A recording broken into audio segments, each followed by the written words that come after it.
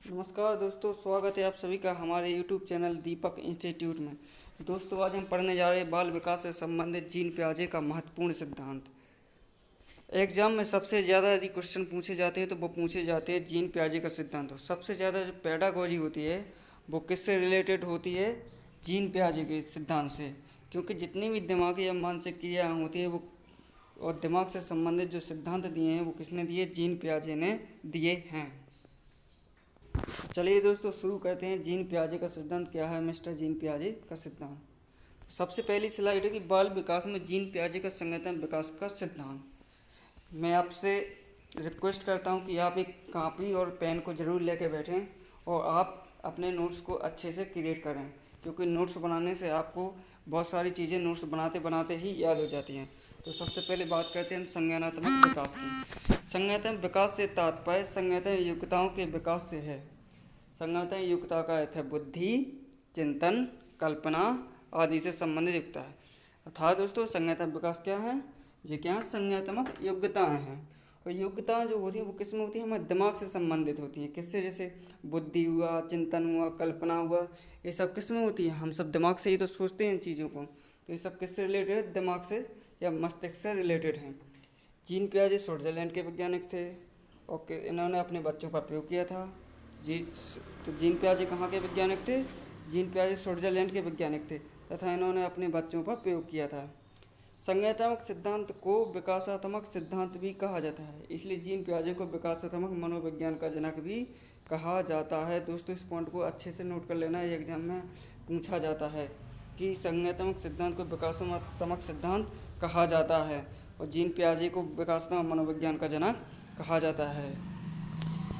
अगला है कि पियाजे ने सर्वप्रथम the language of thought of the child 1923 में लिखी।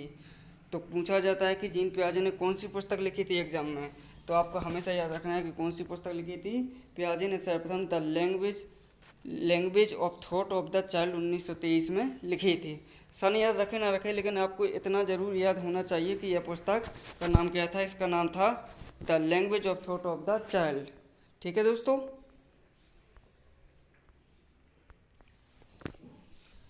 इसके बाद पियाजे ने एक कथन दिया है और वो इस कथन में क्या कहते हैं? पियाजे के अनुसार बच्चे अपनी समझ में विश्व की परिकल्पना करते हैं। जो बच्चे होते हैं वो किसकी परिकल्पना करते हैं? विश्व की। पियाजे की प्रमुख संपत्ति व शब्दावली निम्न है। तो क्या है पियाजे की शब्दावली? उनको हम सुनाते हैं। पहला है स्कीमा, दूसरा है स्कीम्स, तीसरा है अनुकूलन और चौथा है आत्मसातीकरण। स्कीमा, स्कीम्स, अनुकूलन। अब चलिए दोस्तों, हम इनको डिटेल में पढ़ते हैं कि आखिर इनमें दो दो पॉइंट कम से कम हमको आने चाहिए। स्कीमा का तात्पर्य मानसिक संरचना से है जिसका सामान्यकरण किया जा सके। वातावरण द्वारा आयोजित संपूर्ण ज्ञान का संगठन ही स्कीमा है। यानी दोस्तों, जो भी हम अपने आपसी वातावरण, समाज और आसपास के वातावरण से जो कुछ भी सीखते हैं वो सब क्या है? स्कीमा कहलाता है। वातावरण से जितना भी ज्ञान अर्जित करते हैं वो सबको क्या बोलते हैं? हम स्कीमा कहते हैं। ये किसके अनुसार बोल रहे हैं हम? मिस्टर जीन पियाजे के अनुसार। दूसरा पॉइंट आता है इसमें स्कीम्स। स्कीम्स क्या है? व्यवहार में संगठित पैटर्न जिसे आसानी से दोहरा जा सके, जैसे कार चलाने के लिए कार को स्टार्ट करना, गियर लगाना, स्पीड देना आदि। यानी हमने जो भी वातावरण से ज्ञान सीखा है, अब हम उसको किस प्रकार से दोहराएंगे, कहाँ उसका उपयोग करना है, किस प्रकार से उपयोग करना है, ये क्या है? स्कीम है। ये किसके अंतर्गत आएगा? स्कीम के अंतर्गत आएगा। ठीक है दोस्तों। अब आगे हम पढ़ते हैं संज्ञान। दोस्तों, जो अनुकूलन है उसका दूसरा नाम क्या है? संज्ञान। यहाँ पर उसको संज्ञान भी कहा जाता है। प्राणी का वह व्यापक और स्थायी ज्ञान है जिसे वह वातावरण के माध्यम से ग्रहण करता है। प्राणी का वह व्यापक स्थायी ज्ञान जिसे वह वातावरण के माध्यम से ग्रहण करता है। ठीक है, ये संज्ञान हो गया। संज्ञानात्मक विकास स्वस्थ अवस्था से जीवन पर्यंत। दोस्तों, हम पहले ही पढ़ चुके कि संज्ञानात्मक विकास का अर्थ क्या होता है। संज्ञानात्मक विकास का अर्थ होता है दिमाग से संबंधित विकास। और दिमाग से संबंधित विकास कहाँ से स्टार्ट होता है? गर्भ से लेकर कब्र तक चलता है। यानी जब हम जन्म लेते हैं तो माता के गर्भ से ही हमारा विकास स्टार्ट हो जाता है। धीमे धीमे हम बड़े होते हैं, खिलौने के बारे में सीखते हैं, उसके बाद पढ़ाई करते हैं, उस पर चिंतन करते हैं, काल्पनिक चीज़ों को वास्तविक जीवन से जोड़ते हैं, निर्जीव चीज़ों में सजीव चिंतन करते हैं। ये किसके अंतर्गत आता है? संज्ञानात्मक विकास के अंतर्गत आता है। इसमें एक पॉइंट है इम्पोर्टेंट दोस्तों, जीन पियाजे के 4 इसमें पॉइंट दिए गए। एक है संवेदक पक्ष का अध्ययन, दूसरा है संज्ञानात्मक विकास का अध्ययन, तीसरा है अवस्था का सिद्धांत, अपने बच्चों पर प्रयोग। तो एग्जाम में यदि पूछा जाए कि संज्ञानात्मक पक्ष का अध्ययन क्या है, ये तथ्य है या फिर यह किससे रिलेटेड है, तो आपको सीधे ऑप्शन में देखना है कि जहाँ जीन पियाजे दिखे उसको टिक मार देना है। अगला है कि संज्ञानात्मक विकास का अध्ययन, यदि पूछा जाए कि संज्ञानात्मक विकास का अध्ययन किसने किया, या दिमाग से संबंधित जो क्रियाएं हैं उनका अध्ययन किसने किया, तो आपको ऑप्शन लगाना है क्या, जीन पियाजे। यदि पूछा जाए अवस्था का सिद्धांत, तो वो किसने दिया, जीन पियाजे। इसी अवस्था के सिद्धांत को क्या कहा जाता है, संज्ञानात्मक विकास का सिद्धांत या अध्ययन कहते हैं। अपने बच्चों पर प्रयोग किसने किया था, तो अपने बच्चों पर प्रयोग किया था किसने, मिस्टर जीन पियाजे ने। अब अगली स्लाइड देखते हैं दोस्तों क्या है। जीन पियाजे ने संज्ञानात्मक विकास से की 4 अवस्थाएं दी थी। कितनी अवस्थाएं दी थी, जीन पियाजे ने संज्ञानात्मक विकास की 4 अवस्थाएं दी थी। कौन कौन सी वो अवस्थाएं हैं, अब उनको पढ़ते हैं। पहली है संवेदीगामक अवस्था, दूसरी पूर्व सक्रियात्मक अवस्था, तीसरी मूल सक्रियात्मक अवस्था, चौथी औपचारिक सक्रियात्मक अवस्था। अब दोस्तों हम इनको डिटेल में पढ़ते हैं। पहला पढ़ेंगे संवेदीगामक, दूसरा पढ़ेगा पूर्व सक्रियात्मक, तीसरा मूल सक्रियात्मक, चौथा पढ़ेगा औपचारिक सक्रियात्मक। क्या है इनके बारे में थोड़ा थोड़ा 2-2 पॉइंट पढ़ते हैं। संवेदीगामक अवस्था, संवेदीगामक अवस्था क्या है, जन्म से 2 वर्ष तक चलती है। जब व्यक्ति जन्म लेता है, शिशु जन्म लेता है तो कितने वर्ष तक चलती है, शिशु के 2 वर्ष तक चलती है। इस अवस्था में बालक क्या करता है, वस्तुओं को देखकर, सुनकर, गंध और स्वाद ज्ञानेंद्रियों का माध्यम से ग्रहण करता है। देखना, छोटा बच्चा किसी को देख कर मुस्कुराहट देता है, कभी किसी को देख कर रोने लगता है, तो वो क्या करता है, उनको देखकर अनुसरण करता है, उसमें अपने सुख की अनुभूति करता है। बच्चा इंद्रियों द्वारा क्या करता है, इंद्रियाँ क्या हैं, हमारे शरीर में 5 ज्ञानेंद्रिय, जैसे आँख, कान, नाक, गला, ये सब क्या है, इनसे हम ज्ञान आज सूंघ है, हम किसी चीज़ का पता लगा सकते हैं, ये भी इंद्रियाँ हैं। सुन के किसी चीज़ को बता सकते हैं, है ना, देख के किसी चीज़ की परख कर सकते हैं। ये सब काम किसके द्वारा किया जाता है, इंद्रियों के द्वारा। दूसरा तीसरा पॉइंट है, परिचितों का मुस्कान के साथ स्वागत करता है, जैसे आँख, कान, त्वचा क्रियाएं पकड़ना। जैसे कोई माता पिता है तो उनके साथ हमेशा कैसा मुस्कुरा के बस पता है। यदि कोई अनजान व्यक्ति जाए तो बच्चे क्या होने लगता है, रोने लगता है। जैसे जाए तो उसको क्या, आँख, कान, त्वचा क्रियाएं पकड़ना, लिखना इत्यादि करता है। कभी उसका हाथ पकड़ लेगा तो छोड़ेगा नहीं, देखेगा, मुस्कुराएगा। ये सब किससे आएगा, संवेदीगामक अवस्था से आएगा। अगला आ जाएगा क्या, पूर्व सक्रियात्मक अवस्था। यह अवस्था कब तक चलती है, यह 2 से 7 वर्ष तक चलती है। इस अवस्था में बालक पड़ोसियों के बच्चों के साथ खेलने लगता है। जब बच्चा 2 से 7 साल तक का होता है तो वो अपने आसपास के वातावरण में जो पड़ोसियों के बच्चे होते हैं उनके साथ क्या करने लगता है, बच्चा खेलने लगता है। और कितने तक यह अवस्था रहती है, 2 से 7 वर्ष तक। इस अवस्था में बच्चा अपने पड़ोसियों के साथ खेल खेलता है तो शब्दों व प्रतीकों का प्रयोग, प्रतीकात्मक खेल खेलता है, यानी किसी चीज़ को प्रतीक के द्वारा बताता है, चिन्ह के उनके द्वारा। खिलौने की आयु इसी अवस्था को कहा जाता है। इस अवस्था में बच्चा क्या खिलौने का उपयोग करता है, विभिन्न प्रकार के खिलौने। क्यों, क्योंकि 2 वर्ष तक तो वो जानता ही नहीं था कि खिलौने क्या होता है। 2 के बाद धीरे धीरे उसके दिमाग का थोड़ा विकास हुआ तो उसने खिलौनों के बारे में देखा, पढ़ा और सुना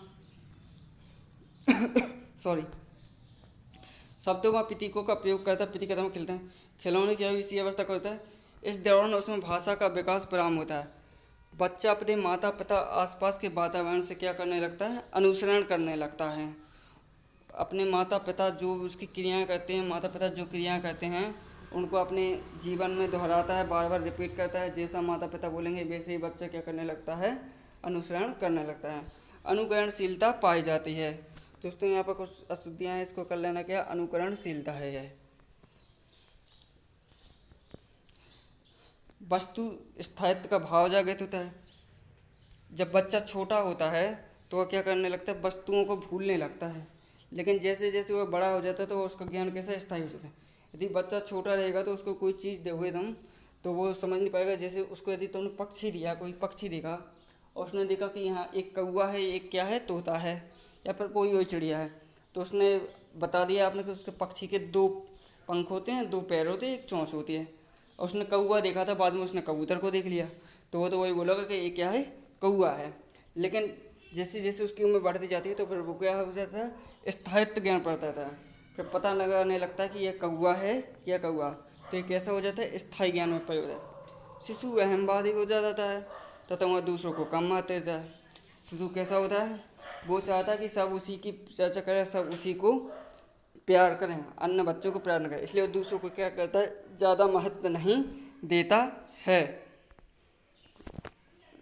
चिंतन करने लगता है, इसे जीववाद कहते हैं। कोई निर्जीव वस्तु है, उसको अपने दिमाग का विकास जैसे जैसे होता है तो उसको दिमाग में लाता है, उसके बारे में सोचता है कि यदि यह जीवित होती तो कैसी होती तथा यह किस प्रकार से क्रिया कर सकती है, उसमें सजीवों की तरह, लक्षण की तरह सोचने लगता है। तो ये सब क्या दिमाग से विकसित सिद्धांत है।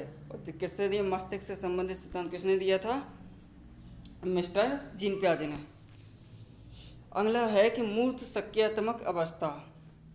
यह अवस्था कितनी होती है, 7 से 11 अवस्था तक की होती है।